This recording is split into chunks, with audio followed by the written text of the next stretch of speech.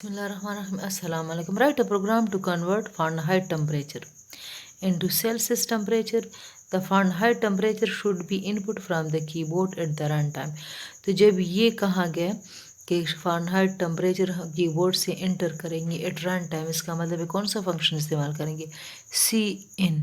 ठीक है, तो ये हमने iostream डाटा इसलिए लिख दिया कि सी इन और सी आउट हम इस्तेमाल करेंगे बिल्ट इन फंक्शन, तो इसलिए उनके हेडर फाइल को हमने इंक्लूड कर लिया। कॉनियोडाटेच हम क्यों लिख रहे हैं, गेच इज़ द फंक्शन ऑफ कॉनियोडाटेच, void main function, preprocessor directive main function, body of the main function, 3 components of every programme.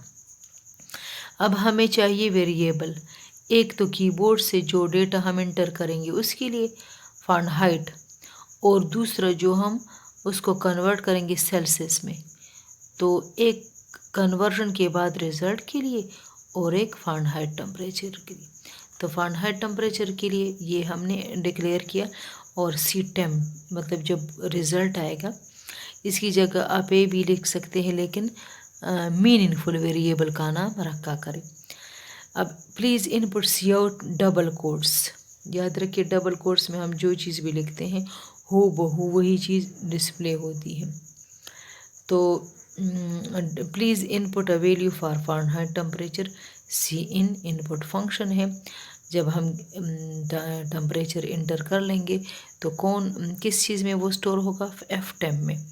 ठीक है, अब सी टेम ये फार्मूला है आपके पास, फार्मूला है जब हम फ़ारेनहाइट को सेल्सियस टेम्परेचर में कन्वर्ट करेंगे तो ये फार्मूला इस्तेमाल होता है।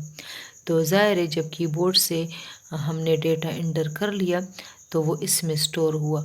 फॉर एग्ज़ाम्पल हमने 40 इंटर किया तो 40 माइनस 32 मल्टीप्लाई बाय, मल्टीप्लाई का निशान है ये स्टेरिंग। ठीक है, अब रिज़ल्ट आ जाएगा, रिज़ल्ट किस चीज़ में स्टोर होगा, सी टेम में। ठीक है, इसमें रिज़ल्ट स्टोर हो जाएगा। अब इसको हमने डिस्प्ले भी करना है, तो ये डबल कोट्स में हूबहू इसी तरह आएगा कोलन, फिर एफ टेम इज़, ठीक है, ये भी हूबहू इसी तरह आएगा इस सी टेम। तो एफ टेम तो जो हमारा हमने कीबोर्ड से डेटा एंटर किया वो है, और सी टेम जो कन्वर्ट हो गया, ये वही रिज़ल्ट है। Please input a value for Fahrenheit temperature 98.6 हमने इंटर कर लिया। अब रिज़ल्ट क्या होगा, सेल्सियस इक्विवेलेंट ऑफ फ़ारेनहाइट 98.37। ठीक है, तो मुझे उम्मीद है कि आज का लेक्चर आपको समझ आया होगा। अल्लाह हाफिज़।